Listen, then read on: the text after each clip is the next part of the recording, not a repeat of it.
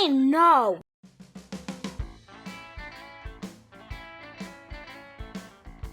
Okay. Welcome back to the From the Fabricator podcast. I'm your host, Max Pearlstein, and thank you so much for being here. Those of you watching on YouTube get to see my awful unshaven face. Those of you listening on your favorite podcast network, thank you so much for checking this out. Great show today. I'm really thrilled, as I always am. Every episode really makes my day. This time around, it's the anniversary-ish episode. The best of anniversaries. We've got an 80th anniversary and a 100th anniversary. 80 years for Walker Glass and 100 years for Reed Rubber Products. And that is coming up on today's show.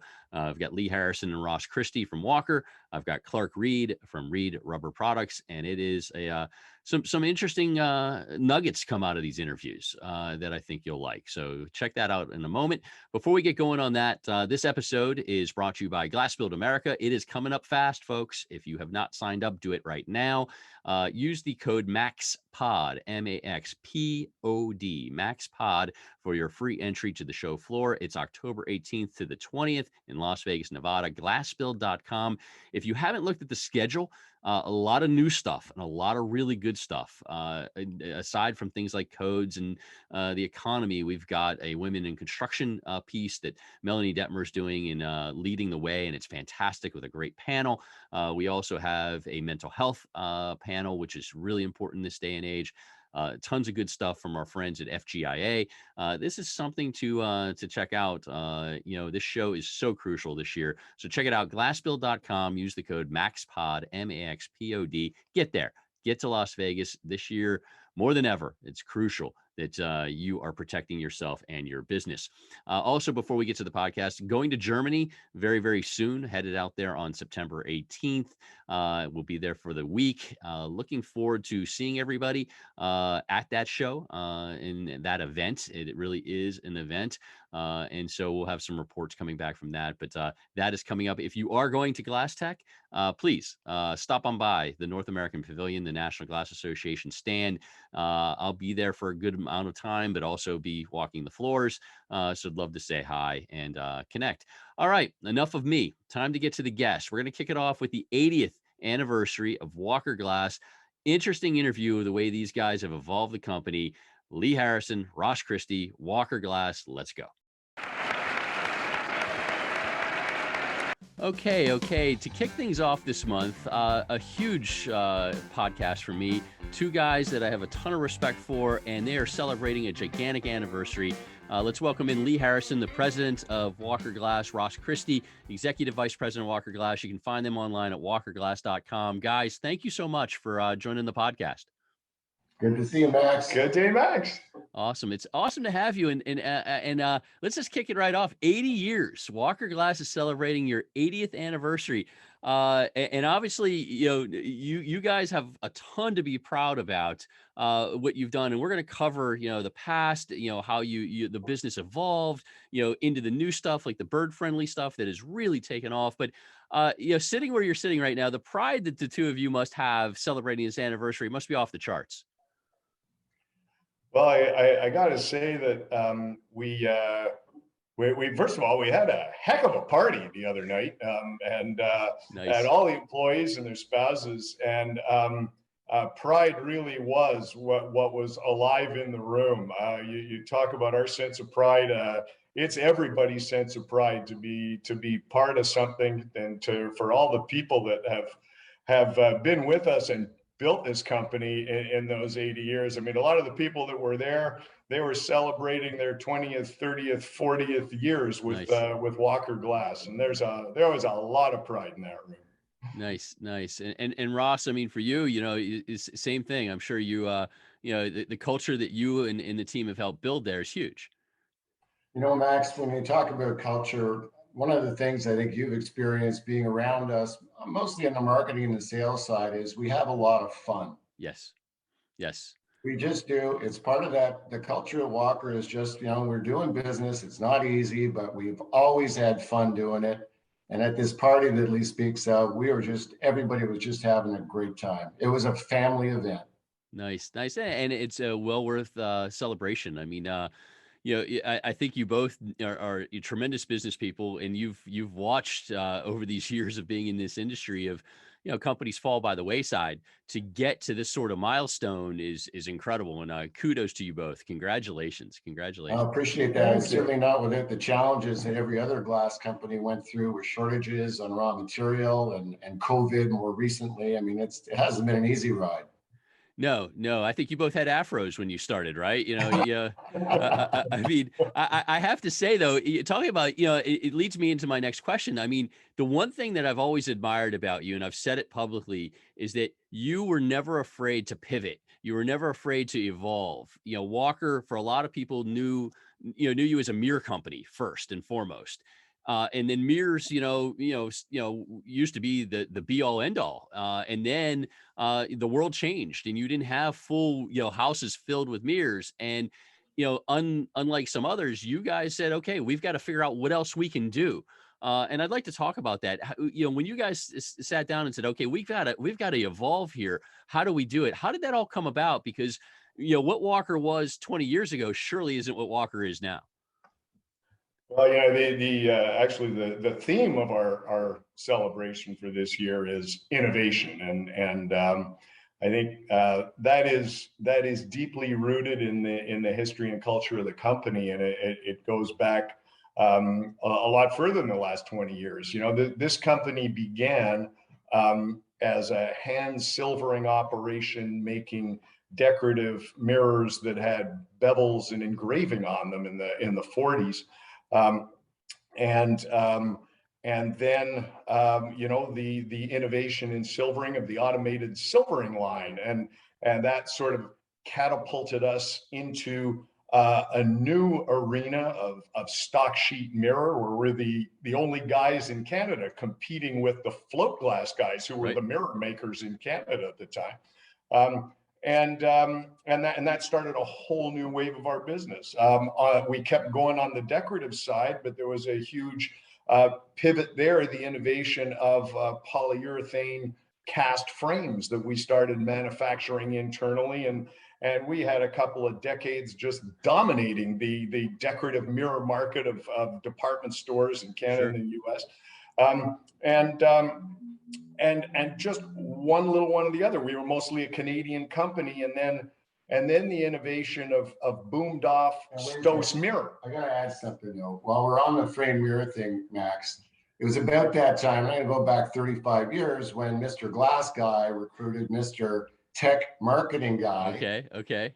And Tech Marketing Guy goes, hey, it's all about branding. So we gotta go get a brand to make these decorative mirrors sell for more than the Chinese stuff that was coming in. So off we go to England.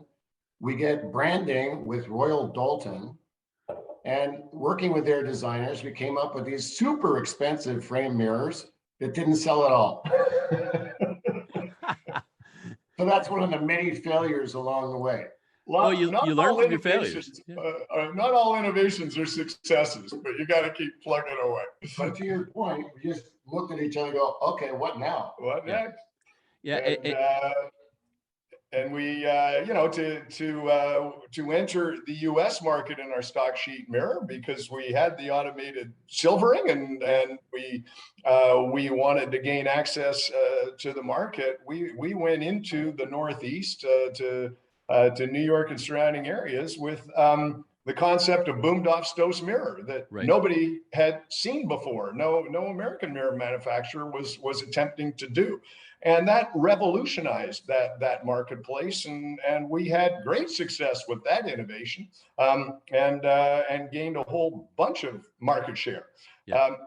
So it's one after the other, and then you're right that in the last 20 years, when China came in and started to really eat our lunch when it came to commodity mirror, then we had another opportunity, and that was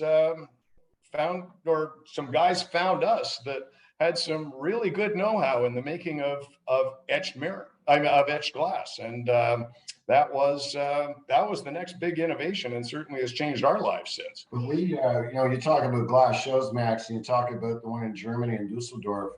I mean, Lee and I had seen the application of etched glass over there for many years before North Americans even knew what it was. Right. And that's really where we sat down one night and we said, man, there's so much of this stuff being used here in so many applications. I mean, from showers to office furniture to just pure decorative, that's when we pretty much decided we got to find a way.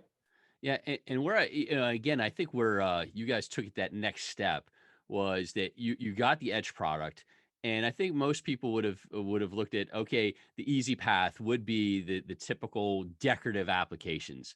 And yeah, you went down that path, but you also went into curtain wall and you went into the exterior and you did brand it, and this branding didn't fail. The branding that you did on Walker Textures was fabulous, is fabulous.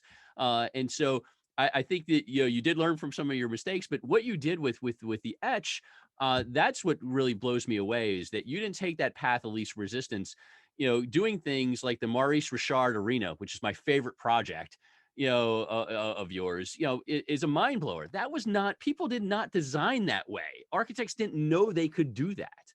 And you guys Yeah. brought that to the place. Yeah, that's very true. But you know what? Getting into it from a manufacturing standpoint wasn't like buying a new tempering furnace. Like it True. was not like that. Well, yeah, you made a big jump. I mean, this was a big risk. I mean, how worried were you guys, when you got into it? Because again, nobody was doing it. This is a new path. This was a pretty big move for the company. I assume that you'd had some nerves, coming out of the gate. Well, the guys that we partnered with, we still have as partners. They had great know-how for how to produce a really good sheet of etched glass, but it was it was really cottage industry the way they were doing it, and our challenge was to scale it, and to overcome the serious hurdles of potential environmental risk if you don't do everything right, and potential health and safety risk, because the materials in it can potentially be a risk to both environment and safety if it's not done absolutely right. So yeah, we had a lot to overcome to turn it into a scaled operation from what it was, and to make it safe and environmentally friendly. And that's been a real distinguisher for us, to say nothing of things that are really important to the user, the uniformity and quality of the glass, which is extremely tough to achieve in acid etching, on top of these other demands. And then offering design choices of different finishes of glass that the design community wants to have. All some pretty serious technical obstacles, but our R&D team was always working together with the market team and figuring out what was needed and finding the way to get there. Sure. And there's no way you can do a lot of the applications you did without perfect uniformity. That was, I think, the big key is that, I think people are like, oh yeah, we could knock this off a sandblast sort of thing. And I'm sure you guys heard that in the beginning, but you never have the uniformity that you guys brought to the table with your products, for sure. Yeah. But still, I mean, let's face it. In the beginning, it was an experiment in a lot of ways, and for the first couple of years, we had more than a few little issues with things like uniformity. Yeah. Well, yeah. You learn, and that's, again, I think that's the evolution of your company has made. It made so much sense and so brilliant. Again, I'm with Lee Harrison and Ross Christie, Walker Glass, and the projects I'm talking about and everything I'm talking about, you can see online at walkerglass.com. Tremendous website, by the way. And kudos to Charles and Mark and Danique. I mean, your marketing team are powerhouses. I can't even like get appointments to talk to them because they're so powerful. But kudos to them. And so we talk about evolution. And so, okay, you changed the game with getting into etch and bringing it to applications that it hadn't been brought to. Then you jumped in extremely early into the bird friendly side of things. And I always tell this story. I had Julie Schimmelpenny on, who was one of the original people that brought bird friendly up to me. And I laughed. I didn't think I thought it was a joke. I really did. I was like, oh, really? Seriously? Yeah. And you guys again didn't sit by and take the easy path and see what happens. You said, okay, how do we figure this out? Who do we talk to? What experts do we go to? And that's what really impressed me, was that hunger and that desire to be the thought leader and the expert and the manufacturing leader on Bird Friendly. Talk about, that whole process for me, because again, not easy and a long, long path. And certainly when we got in, it was a market very much in its infancy, somewhat of a logical extension from our existing processes, but also very different. And we started right at the ground level with the scientific research. We wanted to find the science behind this to make sure that what we were going to develop was commensurate with what the science had been telling you. Right. And there had been a lot of research done, both in Europe and in the U.S. And there were some truths that were really clear, that had evolved from that research. So, taking it from the ground up, we gained the awareness, and then we started to spread that awareness into the architectural and design community, where they were relatively uneducated on this brand new thing. So it really began with science and education, to get everybody onto the same playing field, and then the development of the products that was going to respond to the scientific need became a relatively easy part of the process. You got to remember the path of application for Edge was always interior. It was always interior decorating. Like I said, showers and countertop, whatever. It was always interior. When we got involved in curtain wall, then we started to get involved in a whole different raft of glazers and architects that were going, okay, that's cool, but what if, we didn't have to kill birds? And then that's what got us interested in going down the scientific path. Well, how do we prove that it works? And which is what we did. And again, I think what separates you guys is that scientific process was not easy, because you had to talk to a lot of people who didn't understand what you were trying to do. That alone was a heck of a challenge. Well, it was always a laugh at first, right? They're going like, you got to be kidding. You can't do that.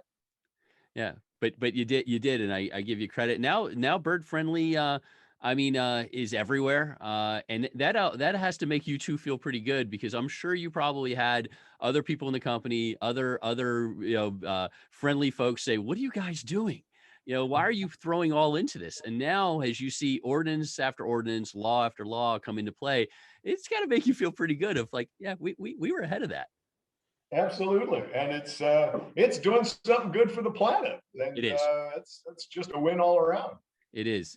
Along those lines, by the way, Max, I got to tell you, my dream is still unrealized, and that's to take Bird Friendly to the residential levels. To have people that are buying windows be given the choice, not just low E, but how about would you like your glass to be Bird Friendly? And I believe that is the future. And I think you're dead on, because I think all of us, I don't have very big windows, and I still have on occasion that just awful sound of the bird striking the glass. And anyone who's heard it knows, that the upset that it brings inside your system. And then you run to the window and you see, hopefully the bird may be shaking it off, but usually not. And it's sad. And so you're right. I think residential side's a huge market for that. It's going to take a while, because that's a whole different channel, but I do believe we'll get to it. Well, I don't bet against you two, and I don't bet against your organization. That's for sure. No way. The people you've put in place, the culture you have, I don't bet against it. And so that brings me to my fun question. I'm curious.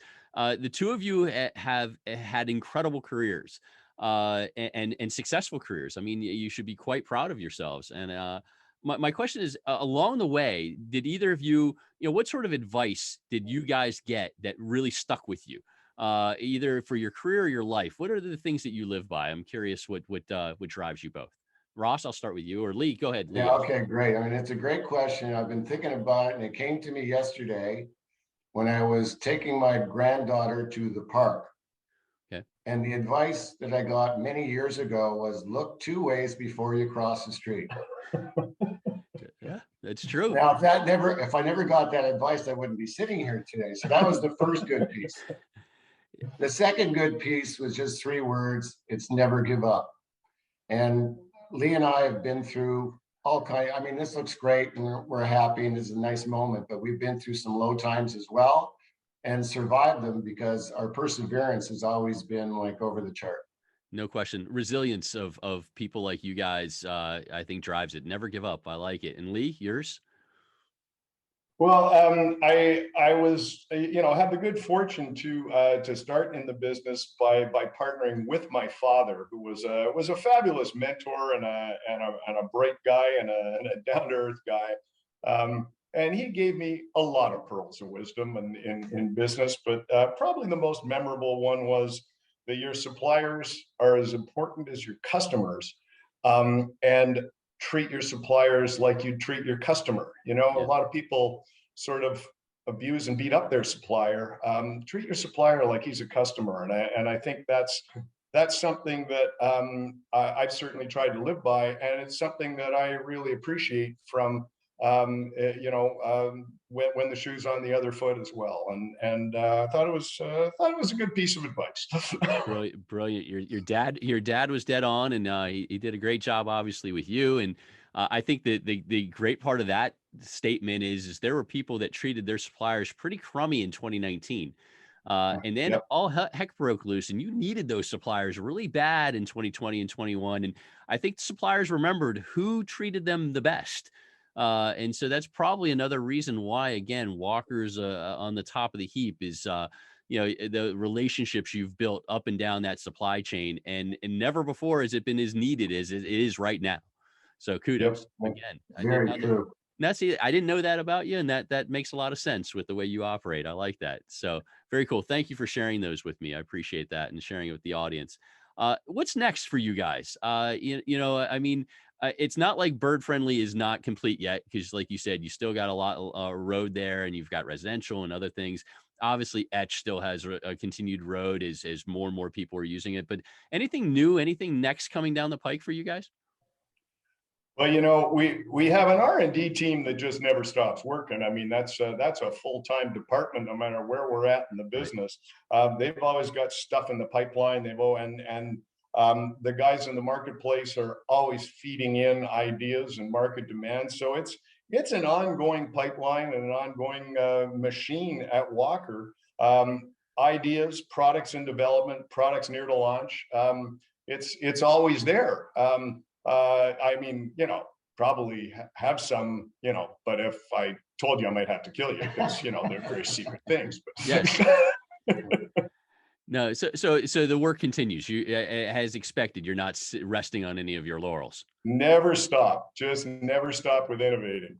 Wonderful, wonderful. So talk about before we wrap up, how's 22 been for you guys? I know it's been a weird and challenging year, overall. But how has this year been, and what's next year looking like for you?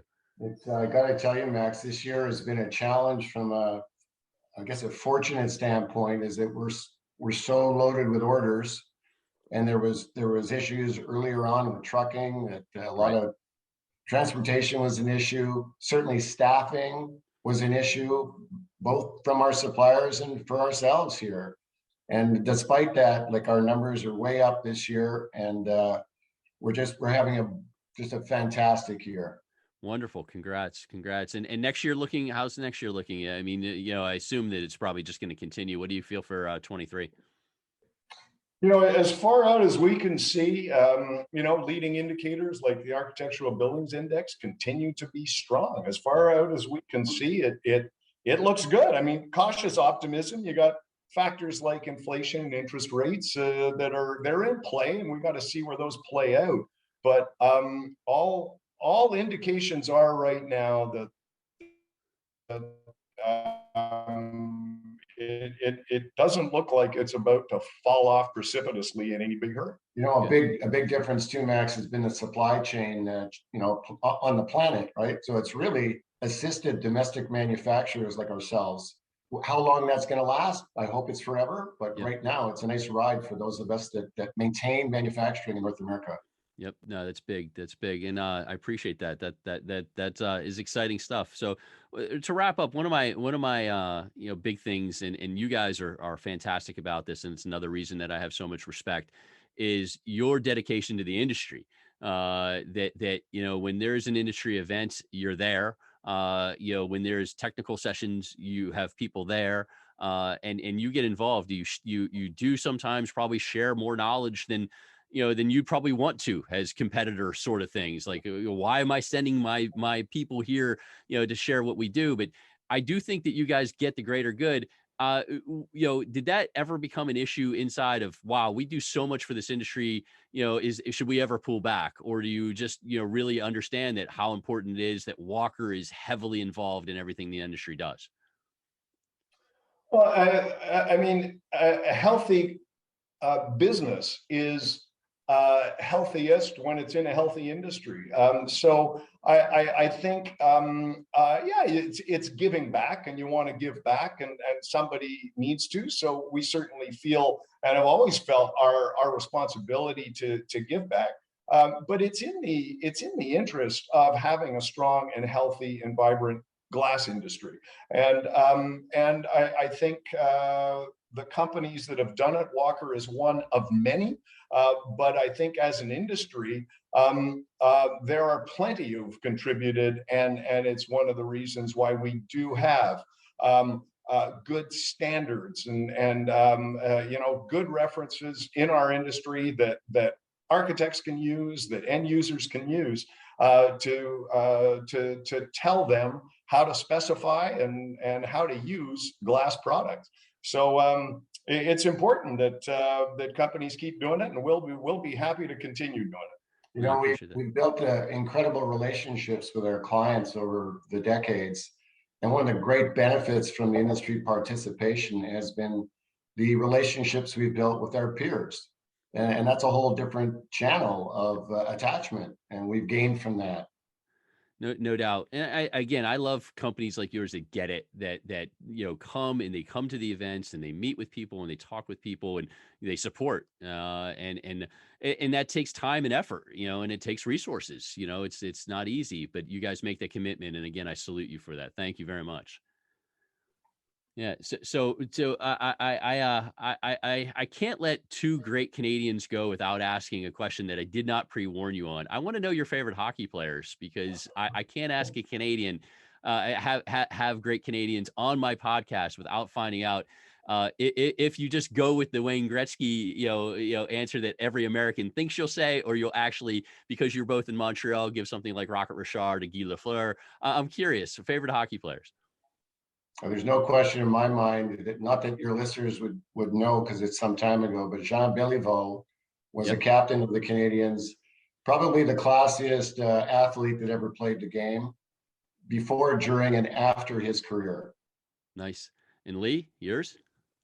Well, my list is longer. All I'm going to say is there are no names on it that have ever been on the Bruins, but there are a lot of names on it. I love it. I love it. Yeah, you can never get over that rivalry, for sure. No, for sure.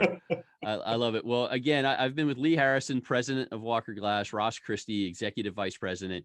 Find them online, walkerglass.com, incredible website. Guys, I look forward to seeing you at the upcoming events and throughout, and congrats, 80 years, 80th anniversary. Heck of an accomplishment, and many, many more to you guys and the incredible staff at Walker. Congratulations. Much thanks. Thank you, Max. We'll talk to you again at 100. You bet. Let's make that happen. You bet. Thank you. All right. Okay. Now, a fun and an interesting one for me. I'm joined by Clark Reed, owner of Reed Rubber Products. You can find them online at www.reedrubberproducts.com. And a lot of interesting things, actually. First is, I only met Clark a week ago when I got a press release on their 100th anniversary. And I'm like, hey, this will work perfect. I have an all anniversary show in mind. And so I asked him to do the podcast. He was familiar with it. And here we are. So Clark, thank you so much for doing the podcast. And it's nice to get to meet you. Yeah, I'm a big fan. Thank you. I've seen quite a few of your podcasts. Well, thank you so much. Thank you so much. And congratulations on the 100 years. First and foremost, that's an amazing accomplishment. And obviously, you've got to be quite proud of everything you've been able and the family's been able to do over this past century. Well, we did a celebration last spring, and my son, who's also in the company, put together a video on the history and showed that only about a half of 1% of companies that are around today are over 100 years old. So we feel very lucky. Yes, absolutely. There's I know of a few in our industry. Virginia Glass has been, I think it's 110 years. Thad Ziegler down in San Antonio has been around over 100 years. So, yeah, you're in rarefied air, my friend. Mhm. So that's very cool. So let's talk about the start on how Reed Rubber Products started, and then going all the way to your generation, and then beyond. So talk a little bit about the start on how you guys got going. Okay. Well, Reed River Company started in 1922. My grandfather was a traveling salesman, and he saw an opportunity to go into business for himself. And down on what was then the waterfront in St. Louis, uh, there weren't phones. I mean, phones existed, but there weren't many phones. So the way he found customers was he followed the railroad tracks and looked for smokestacks and sold a lot of at that time. There was a drive in Missouri to build roads and get rid of the dirt roads and also build levees. So during the 20s was the economy was in full force, and he sold lots of rain gear and boots and hose and suction hose, and um, he was a hard worker. Yeah, yeah, yeah. To be able to get this thing going, and so then I assume he got it running. And what was the main focus? I know it was getting everything going for the roads and so on, but you didn't get into glass and glazing for a while, I assume. That's right. Well, just to fast forward, Yeah. my father and my uncle joined the company right after their service in World War II, and they gradually took over. I joined the company in 1981. Okay. At that time, my uncle had developed quite a business in buying, reselling EPDM and neoprene glazing seals. Our largest customer at the time was Couples Products, which Sure. is the world's largest curtain wall manufacturer. Right. So Right. Right there in St. because Louis. They were headquartered in St. Louis. Right. Right. we're just a few blocks down the street, and because of that relationship, our gaskets, or the gaskets that we resold, ended up on many of the world's tallest buildings. Yep. And over time, starting in 1985, we began extruding thermoplastic rubber, Santoprene in particular, and gradually replaced all the EPDM and neoprene seals that we sold into TPV. Okay. Okay. And just real quick, I'm curious in 1981, because this is where you and I might be a little different. I didn't want to be in my family's business, and my family's business started in 1898.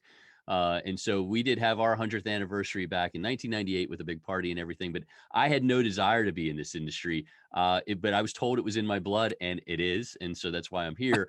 I'm curious, back in 81, were you being pulled in a different direction, or you were always meant to be in the family business? Well, thank you for asking that question, Max. I always knew growing up and having worked summers at the company that that was an option. Right. But as many in my generation wanted to change the world and explore other options. So I had brothers who did the same. They went in different directions. And I graduated with a degree in geology and then decided that maybe that wasn't what I wanted to do. So I moved to St. Louis and joined the family firm, Nice. And where'd you go to college?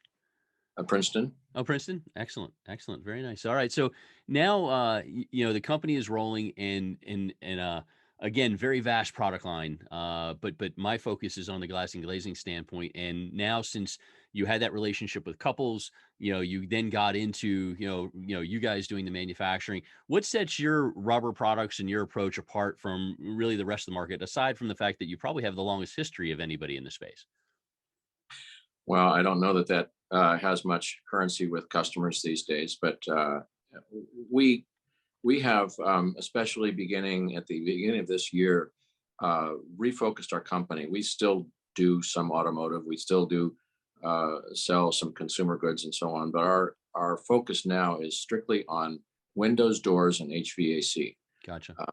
So to that end, and you say what sets us apart, I'd like to digress a moment and tell the story that last, I guess in January, I was driving along a road and I saw a funeral procession lined up on the side of the road, and there must have been 30 cars. I thought, wow, that person must have really made an impact and made a difference. And so I thought, well, how many cars, how many businesses would line up when Reed Rubber Company closes its doors?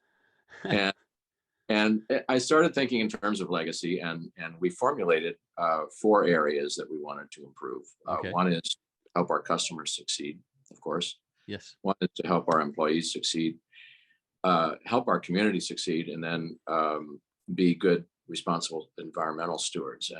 And to that, you're asking what differentiates us. You know, in the last 5 years, most of our hires have been millennials, and millennials, they're great workers, a lot of energy, and we need to have a purpose. And in that 4-way formulation, I suppose, we have to take care of our customers. We now have this Reed Rubber University to, Nice. we've joined FGIA and NGA and AIA and all these different organizations. We're involving ourselves in their community, in their committees, and several of our employees will become fenestration masters. And all of our employees, right down to the packaging guy and the guy in shipping, are starting to go through a series of classes on Windows and how Windows work. I like it. I like it. I like the 4 prongs, and I think that you've nailed it. Also, from the standpoint of to reach the younger generation that's coming into your company, you have to have some of those approaches within your culture. And it's good that you recognize that, because quite frankly, a lot of 100-year-old companies probably aren't as self-aware of these things as you are. So it was a good day in that January. It wasn't a good day for the funeral procession you saw, but you took it for the rights and made it something good. And I love the Reed Rubber University idea. That's fantastic. I'm a huge believer in education.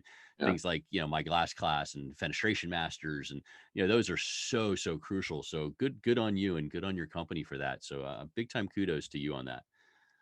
So I have to ask, what the other thing I found interesting is most people I talk to, have such a supreme focus on our space. They don't see kind of other spaces. And I know you said you're refocused in certain areas that are really kind of in, the fenestration and glazing industry. But, what's the economy looking like on your side of the business? How was business, this year, and what are you looking at for 2023? We're having a great year, thank you. And Great. we haven't yet begun to put our budget together for 2023, but I am optimistic about it. Given the long sales cycle, a lot of the things that we're working on now and expect to hit will do so in 23. Beyond that, I'm a little concerned. Sure. I belong to a CEO group, and we hear these doom and gloom forecasts about a global recession in 2030. Yes.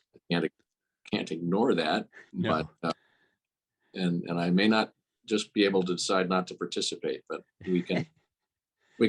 Our goal is our BHAG is to acquire 50 new large customers in the building space, windows, door, HVAC, in the next 8 years, which will bring us to 2030.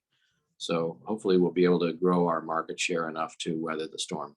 Absolutely. And if you think about it, I mean, from your days from 1981 on, you've been through a couple recessions, you've been through sky high interest rates, you've been through 9/11, and then through COVID. So you've You've seen some of these things, and so you'll be prepared for it. And on the 2030 thing, at Glass Build coming up in October, we have Connor Lokar from ITR, and they're one of the leading sayers for the 2030 recession. He's been teasing wait till 2030 for the last couple of years, and last year when he spoke, he says I'd bring up about the 2030 recession, but the whole COVID thing I think has everybody upset enough at me. But what you're hearing is what we hear also at Glass Build. So and I'll be curious to see what we hear this October. But good plan by you. I like that. So I am with Clark Reed, owner of Reed Rubber Products. You can find them online at reedrubberproducts.com. And I always ask a fun question. And for you, again, this was kind of tough. Most of my guests, I either know a little bit about, I've seen, I've heard about. So I was going in blind. So I was curious. I went with something I hadn't asked anybody yet. Favorite vacation location, and why? Where does Clark Reed go on his go-to vacation, or most memorable vacation? Oh, I love that question, Max. Cool. And I don't hesitate to answer because I just had the best vacation of my life. Nice. Okay, tell me. A couple of weeks ago, we chartered a 45-foot sailboat, my wife and I, and my son, Oliver, who's in the company, and his wife, Alex, who's also in the company. Nice. And so the four of us set sail for a week in the northern edge, the Canadian edge of Lake Huron. The weather was fantastic. We fished, we cooked on the shore, we sailed, we swam. I can't think of a better way to spend a week. Fantastic. Wonderful. That is a heck of a memory. And again, Lake Huron at that time of year, perfect. Yeah. And you escaped St. Louis and the horrible humid heat of the dog days. You have that right. Absolutely. Because I think when you were doing that, I was at Quaker Window in another part of Missouri, and it was just painfully hot. So put a good word in for us at Quaker, will you? Great people. Absolutely. I'm sure you could work those angles, but glad to help. But very nice. I like the vacation. I have not had anything that good yet, so I have something to strive for. I like what you answered there. A couple more before I let you go, because I know you got a lot going on. I love the learn section on your website, and now it makes a little sense that you talked about Reed Rubber Company University. Did the learn section come first, and was that something that you drove, or is that Oliver or somebody else? Because again, I don't think enough companies take advantage of putting something like that up on the website. Well, it certainly takes a commitment to keep the content fresh. I think initial motivation was mostly driven by SEO concerns and wanting to provide relevant content. But it's also helped keep us sharp, and it's consistent with the vision of trying to help our customers to succeed. So we try to have information that would be useful to them. A lot of our customers or prospects, they come to us, they know a lot about metal or glass or vinyl, but they don't necessarily know much about rubber. So they look to us for design input, and we are more than happy to provide it. Yeah, nice work. I like that a lot. And you made me think of another question while you're talking. Just curious, did you ever think in the 80s when you were getting going that you would someday have to worry about search engine optimization? I mean, just think about where we were. I mean, I started in the business in 91, so I'm 10 years behind you. But even then, I couldn't even imagine that you'd have something beholden to that. It's got to blow you away, some of the things that have changed from when you started to now. Well, it's funny. We had at that time in the early 80s, we had hired a non-family member to be our company president. And I totally forgot this, but he says that I wandered into his office one day and said, "Kent, have you ever heard of a website?" And he said, "No." He said, "Well, we have one now." Nice. Very nice. So that was you. You're the one who got it going. Okay, I like it. Suppose it was. I like it. My joke that I always say, and it's half joke and half probably me in pain, is that I started my blog in 2005 at the same time as Twitter and Facebook started. So somewhere along the way, Mark Zuckerberg and Jack Dorsey are really upset that they started their Twitter and Facebook instead of a glass blog. So they really missed out, man. They missed out. They could have done such things. Yeah. 3 powerful disruptions online. How about that? So anyway, I have to ask, to start wrapping things up, you mentioned Oliver and Alex. I assume that's the next gen into the company. And how is that going? Did you have to twist any arms to get them into the business? Again, great questions, Max. Our son Oliver joined, I think 4 or 5 years ago. He had graduated with a degree, partly in creative writing, and he wanted to become a screenwriter. So he moved to Hollywood and lived on the cheap with some tuition money that he had saved up, and he did that till he ran out of money. And I said, well, if you want to come, we got a job for you. And it wasn't at all what he expected. And but he has led our marketing efforts and the sort of managing employee engagement, and I think that has really got him going. And then his wife joined us just last April, and she's great. She's working in sales now, and I'm expecting great things. Super. Yeah, kudos to both of them, and and to you, obviously, and you're going to get a kick out of this. We have something really in common, other than being fans of my podcast. That my son graduated a year and a half ago with a degree in creative writing, and is right now in LA pitching screenplays. Has no desire to be in this business. So it's interesting that Oliver went down that path. It is such a lottery ticket, that world. It really, really is. And so it's interesting that he did that, and I'm thrilled that he found it. And it's funny, like I said earlier, I didn't want to be in this business. I had no desire, and you get into it, and it's not what you think until you really get into it and see it, especially when you had the attitude that I had and probably Oliver had at one point. So good for him. More. Yeah. Really. Very cool. And so I may be coming to you for advice here one of these days, as my son either wins the lottery ticket, or I have to figure out what might be next for him. But I found that really, really interesting. Again, thank you so much. I've been with Clark Reed of Reed Rubber Products. Find them online, reedrubberproducts.com. 100 years in business, and really rocking and rolling with a smart plan going forward. I'm really, really impressed with what you have going. Excited for you with the plan, and we're gonna stave off this recession, or at least be smart through it, and also smart through 2030. Right? You're doing it. You're diversifying, right? Yeah. Well, yeah. I'm optimistic for the long term. That's what I have another 100 years. Yeah. That's what we have to do. Congratulations to you and your family. Thank you for doing this. And I look forward to seeing you at the shows now that you're involved. See you at the shows and the conferences, things like Glass Build and BEC. Obviously, I wholly recommend, as you're diving deeper into this, it'll be easy for you to find those 50 new accounts coming to events like that. So look forward to seeing you at those. Well, I hope your viewers will see us, stop by in our booth at Glass Build in October, and look forward to meeting you, everybody. I will see you. I will stop by your booth, and we'll have a podcast reunion at your booth there. I look forward to it. Thank you so much, Clark. Thanks, Max. Thank you. Okay, that wraps things up for this month. Again, I thought the interviews were great. I hope you enjoyed them. Thanks again to Lee Harrison and Ross Christie from Walker Glass, with also a hat tip to Danik Dankus.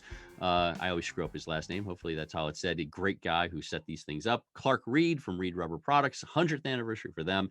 As always, as I wrap up the TV talk, more of, hey, how things were. Hard Knocks, I thought, was fantastic. Definitely biased because I'm in Detroit, like the Lions, and I thought the show was just fabulous. Dan Campbell was really something to watch. Good episodes there. Better Call Saul ended, and they nailed it. I thought they did a fantastic job. So good stuff there. And so now back in the grind on the TV side. I finally took the leap and got Paramount Plus, and so there's a ton of shows on there that I'm looking forward to watching. Started the show The Offer, which is about the making of The Godfather, and that showing some promise a few episodes in. So looking forward to that. Again, this episode was brought to you by Glass Build America. That's coming up October 18th to the 20th. Use the code MAXPOD, MAXPOD, for a free floor entry. You got to be there, folks. October 18th to the 20th, Las Vegas. More than ever, you need to diversify your business. Supply chain is crucial, so you got to strengthen that. You want to be in the know and ahead of the curve. Get to Glass Build. So that wraps things up. Hope to see you at Glass Build. I'll have another podcast ahead of that, of course. But if you're going to Glass Tech and you haven't, if Glass Tech's coming up before you listen to this, I look forward to saying hi to you there. But thank you everyone for checking it out. Appreciate the support, and we'll see you again next time. Oh, the music is stopped.